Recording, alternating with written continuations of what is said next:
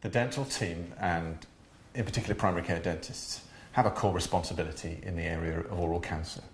This is not only in the area of screening, picking up any high-risk lesions and referring them on, but also in terms of risk factors. And we would hope that dentists be able to ask the patient in particular about smoking, tobacco habits, about any other carcinogenic substances in the mouth such as betel quid, and about alcohol history, of course. Oral cancers will often present as lumps or ulcers in the oral mucosa, particularly if they've been persisting for more than about 3 weeks. And the high-risk sites are the lateral border of the tongue and the anterior floor of mouth. And those would clearly be factors that would trigger an urgent fast-track cancer referral. Other lesions which would be key of interest would be any speckled lesions or any red lesions, which may be the very earliest stages of oral cancer.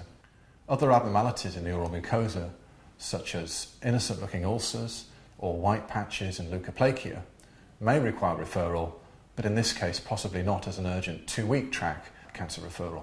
Inside your mouth and then examine your neck. The oral examination would start with a careful check of the high-risk areas for oral cancer. Pop your tongue out at me, that's good. Starting by asking the patient to protrude their tongue and examine carefully all along the lateral border of the tongue to the posterior limit. The other side, just stick your tongue out again, on the left side of the lateral border of your tongue. Then ask the patient to lift their tongue to the roof of their mouth, and by retracting with the mouth mirrors, we'll look carefully in the anterior floor of mouth, which is the other high-risk area.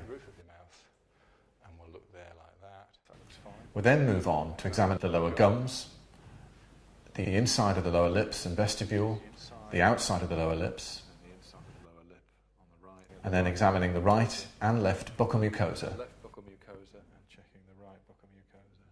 before moving on to the upper lips, both the inner surface and the outer surface, and the upper gum, the hard palate, and the soft palate. Examination should also include the oropharynx. Just go for me.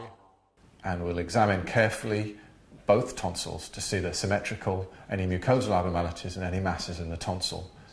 Moving on then to palpate the neck with the palps of your fingers, feeling carefully the submental region, moving back to the submandibular lymph nodes, down the jugular chain, examining the supraclavicular fossa, and then moving forwards finally to the thyroid, which can also harbour lumps and tumours.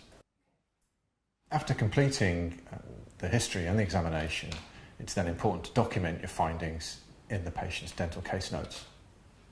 To recap, there are 5 components of the examination. Firstly, examination of the high-risk areas of the oral cavity, which would be the lateral border of the tongue and the anterior floor of mouth. Secondly, the rest of the oral mucosa in the oral cavity. Thirdly, the oropharynx. Fourthly, the palpation of the neck. And finally, recording all your findings in the dental case notes.